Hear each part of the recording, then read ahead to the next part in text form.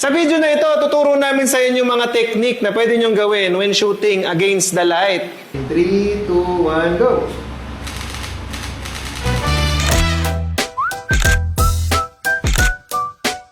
Ayan, dito tayo ngayon sa photographer's studio. Natutuwa tong mga to kasi vlog na naman. Siyempre, excited to sa vlog. Masaya eh. Hinto muna trabaho. Ang ginagawa nila. Hello! Ang ginagawa nyo dyan? Oh? Busy ah. Hi guys! Hinto muna ang trabaho. May good news ako sa inyo. Amalan mo na yan. Magbablog tayo! Ano ba yan? Nagpa-vlog na naman? Nag-edit ako eh.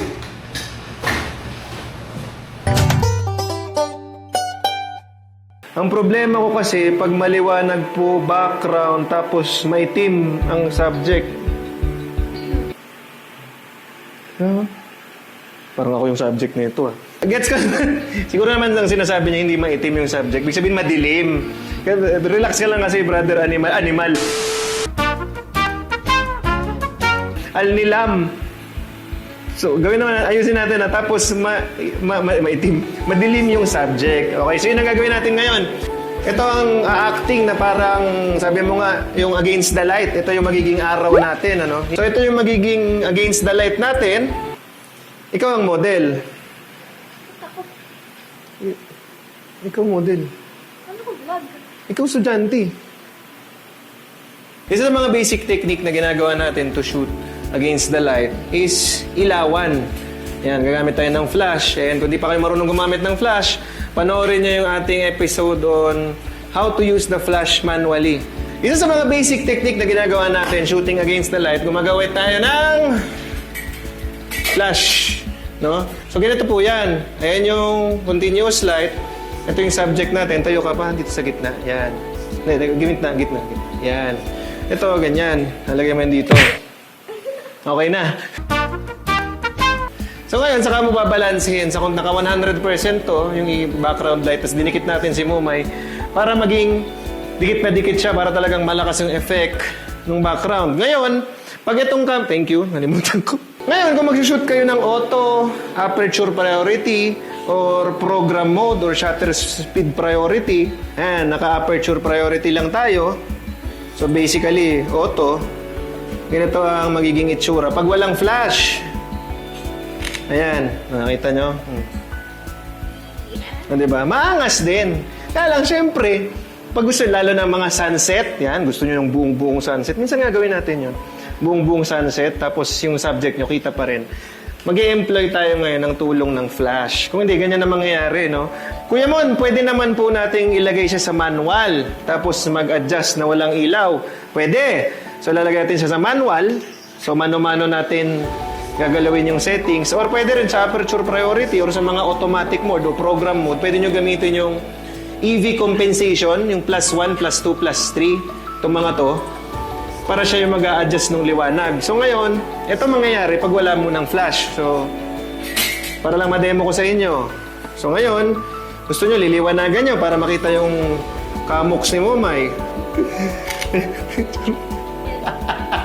Ayan. Kasi extreme naman to. Dikit na dikit ka kasi sa ilaw eh. Siyempre, extreme naman tong example natin. Medyo usog ka dito. Para ano? Yan. Para... Ayan, ganito po. So, pwede ka gumamit ng bounce. In our case ngayon, ayan. So, ginawa ng liwan. Parang mapaga. Parang mapaga na si Mumay Kailun. So, ngayon, kailangan natin kontrahin yung against the light na yun, ano? So, dito tayo gagamit ng flash. So, natin ang ating trigger. So, paano ba ako gumagamit ng flash dito sa setup na to, sa against the light na setup na to, okay? So, syempre, limited kayo ng inyong flash sync speed. Kung di nyo na alam, panoorin nyo yung how to use the flash in manual. Ang flash sync speed, yun yung maximum na bilis ng shutter speed mo na magsisync yung flash mo.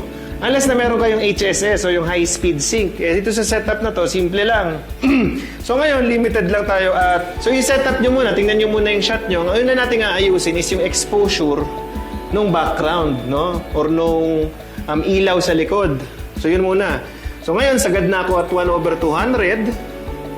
Ang ISO ko, ISO 100. So, kuna natin si Mumay.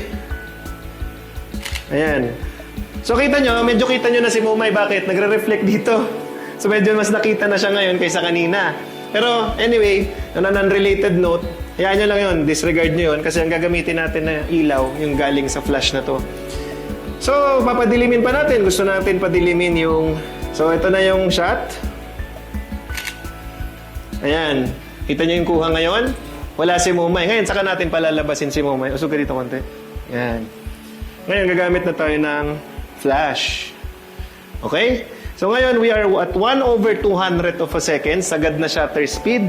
Naka-ISO 100 tayo. Mababang ISO. F8. Naka-F8 na tayo kasi naka 100% tong background light natin. Kunyari, sobrang lakas talaga nung background light, no? So, ngayon, tingnan natin. Gamitan natin ng flash. Titimplahin natin. Smile. Ayan. Medyo lumabas ng konti yung mukha mo. Pero kulang pa. Adjust tayo ngayon ng power ng flash natin. Increase tayo. Try natin 1/2. Mamaya, huwag ka tumingin dito kasi malakas tong 1/2. Tingin ka lang dito sa camera. Ayan. In 3, 2, 1. Yun! O, diba? Medyo kita na natin yung mukha ni Momay. No? So ngayon, pwede ka nga maglaro dito ng mga creative shots mo and all. Oh my, testing tayo. Laro tayong creative shot. Ang gagawin natin ganito, ganun mo lang siya. Ilugay mo lang yan. Dito, lagay mo dito. And tapos sayo ka ganun. Saka ganito ka. Ayan. Ayan. Gagawin lang natin ng ano. Yan, basta iwas-iwas mo yung buhok mo. Saka wag kang yumuko pa ganun. Ha? Ready? Ano na? Nakikita mo ka mo? Ay, alangan. Yan, ready? In 3, 2, 1, go! Ayan, di ba? Parang commercial na shampoo. Wala tayong mo. Isa pa sa mga paraan na pwede kayong mag-shoot against the light is gagamit kayo ng reflector, no? So, basically, yan. So, ngayon, ito, nag-a-act as a reflector sa kanya. Madalas yung reflector, yung mga bilog na flat. Meron tayo dyan eh. Ayun o, kaya lang. Ayun, so, yun o. Saksakan ng laki, nakakatamad ilabas. Ganun rin naman, ganito rin naman ang, ano niya, ang properties niya, no? Yan. In 3, 2, 1. Yan. Tapos ito yung kuha pag walang reflector. Yan ka lang. Yan. Meron naman siyang naitutulong kahit papano. Yan. Isa pang pwede mo gawin when shooting against the light is yung high key na setup kung tawagin nila. I-embrace mo yung pagiging against the light niya. Gagawin mong art. Okay? Isang style is high key. Ayan, sige. Harap ka sa'yo. Ayan. Ayan. Tingala ka. Dito. Tingin ka sa ano mo. Dito. Ayan, ganyan. Pikit ka. Ayan. Yan. Yan yung high key setup. Next naman na pwede natin gawin is baliktad. Low key setup. So, sa low key naman, yung iba tawag dito, silhouette style shot. Mumay, side view ka, harap ka dito. Yan. Tapos, tingala ka ulit. Yan. 3, 2, 1. Yan. Okay? Ayan. So, pasensyahan na lang. Napakaliwanag ng ilaw. Nandito kami sa tapat nung ilaw. Oh. Maraming salamat sa inyong suggestion, Sir Anilam. Thank you so much sa inyong request. That is, nakapag-shoot kami ng episode about it. Sana nasagot namin yung tanong mo, and God bless you, sir, for watching. And God bless everyone for watching.